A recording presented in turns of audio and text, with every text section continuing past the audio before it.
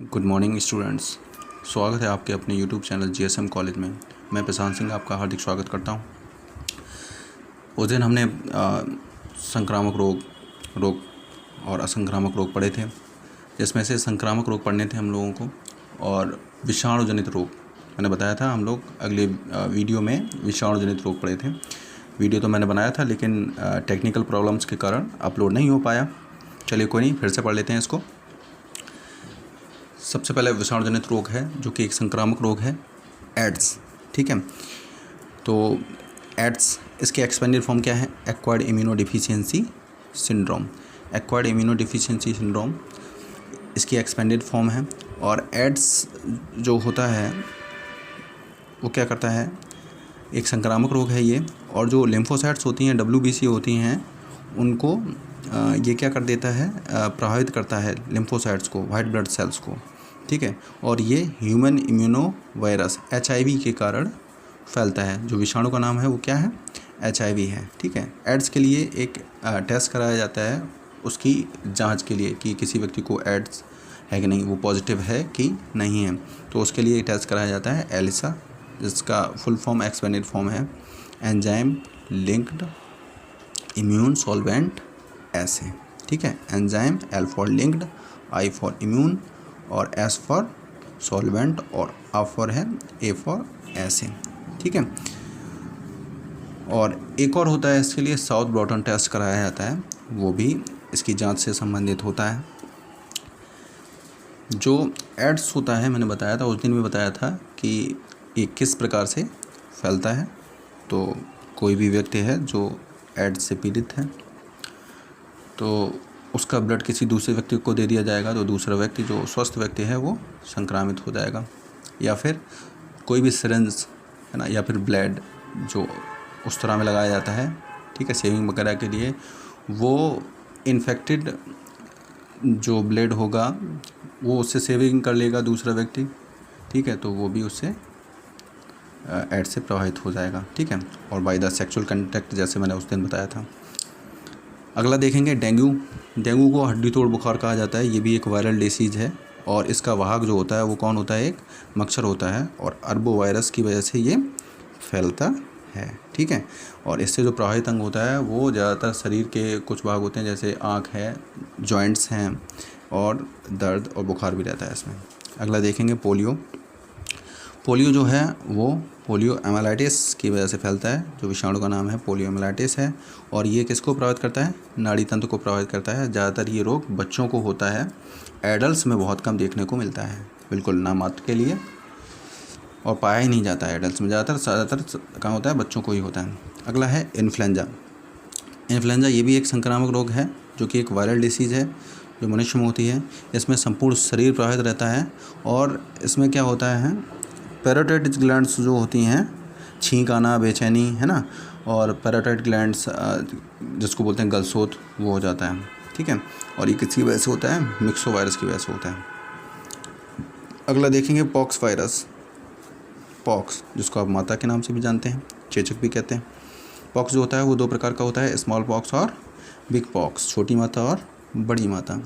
Small pox जो होता है वो वेरिसेला विषाणु के कारण होता है। किसके कारण होता है? वेरिसेला विषाणु के कारण होता है। लेकिन जो बिग पॉक्स होता है वो वेरियोला विषाणु के कारण होता है।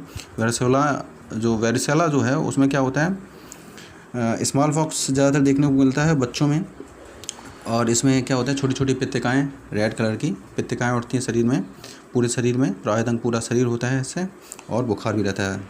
और वेरियोला में क्या होता है? वेरियोला ये ज़्यादातर एडल्ट्स में देखने को मिलता है वेरियोला, जिसमें बड़े बड़े दाने उठते हैं, और पहले सफ़ेद कलर के होते हैं, बाद में रेड कलर के पड़ जाते हैं, और बहुत तेज़ बुखार आता है इसमें। ठीक है, तो ये हो गई बड़ी माता, और ये छुआछूत से फैलने वाली बीमारी है, इसीलिए इसको हम छुआछूत से फैलने वाली जितनी बीमारी ये सारी हैं।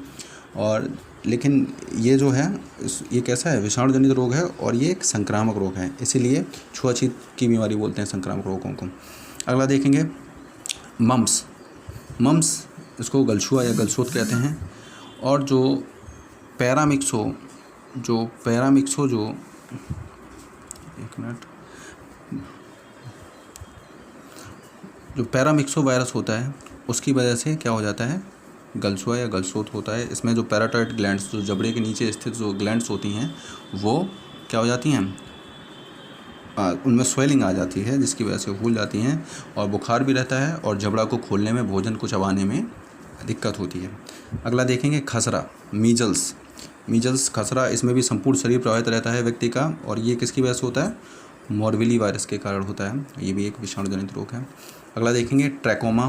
ट्रैकोमा जो है वो आँखों से संबंधित रोग है। इसमें क्या होती हैं, आँखें प्रभावित रहती हैं और आँखों में तेज़ दर्द होता है ना, आँखें लाल पड़ जाती हैं। तो ये जो ट्रैकोमा रोग है वो किससे संबंधित है, आँखों से संबंधित रोग है। अगला देखेंगे हेपेटाइटिस। हेपेटाइटिस दो प्रकार का होता है, हेपेटाइटिस ए और हेपेटाइटिस बी, जिसको आप पीलिया या जॉन्डिस के नाम से भी जानते हैं। और ये भी एक विषाणु जनित रोग है। और ये किसको प्रभावित करता है, हेपेटाइटिस, वो लीवर को प्रभावित करता है। अगला देखेंगे रेबीज़। रेबीज़ जो होता है, ये भी रेबीज़ एक विषाणु है, और ये जो डॉग की जो सलाइवा होती है, ठीक है, बंदर को भी ले सकते हैं यहाँ पे, उसमें ये रेबीज़ नामक विषाणु पाया जाता है। और जब ये किसी दूसरे को, किसी मनुष्य को बाइट करता है या खाता है, खा लेता है, काट लेता है, तो क्या होता है, रेबडो वायरस संचरित हो जाता है और व्यक्ति के नर्वस सिस्टम को प्रभावित करता है।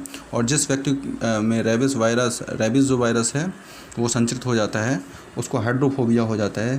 हाइड्रो मतलब जल, और फोबिया मीन्स होता है फियर, डर, यानी कि उसको जल से डर लगने लगता है, पानी से डर लगने लगता है। ठीक है, तो रेबीज़ भी किस प्रकार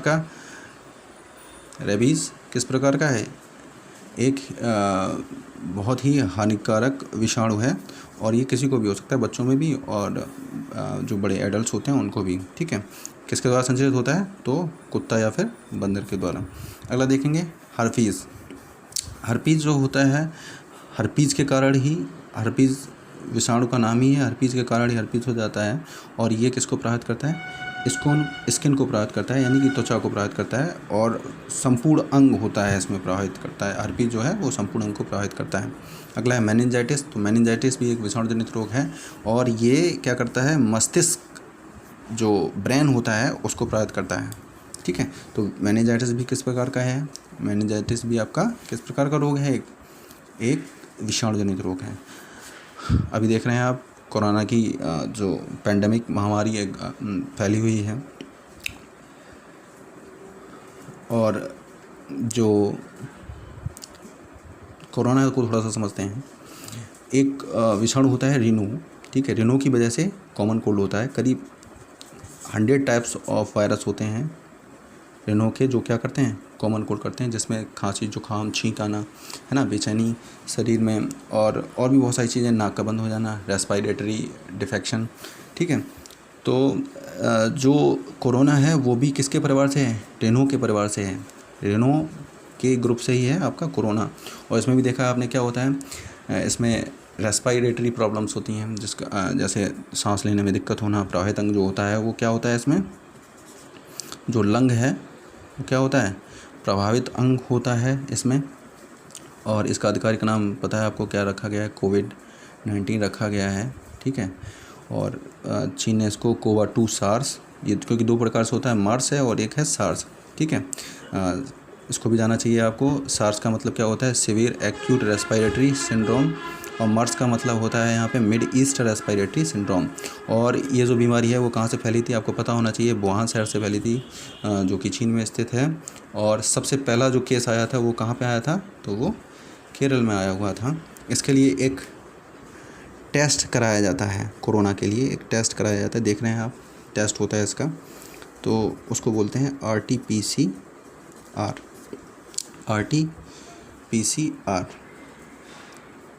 तो इसका मतलब क्या है, टेस्ट का मतलब क्या होता है, तो इसका मतलब होता है restriction transcriptase polymerase chain reaction. याद रहेगा, restriction transcriptase polymerase chain reaction, इस टेस्ट का मतलब होता है। ठीक है, तो ये आज हम लोगों ने विषाणु जनित रोग पढ़े। ठीक है, अगले टॉपिक में हम लोग बैक्टीरियल डिसीज़ या फिर फंगल डिसीज़ को पढ़ेंगे। ठीक है, आज के लिए इतना ही। और इसको पढ़िए, अच्छा टॉपिक है ये, और लाइक कमेंट शेयर ज़रूर करें। थैंक्स।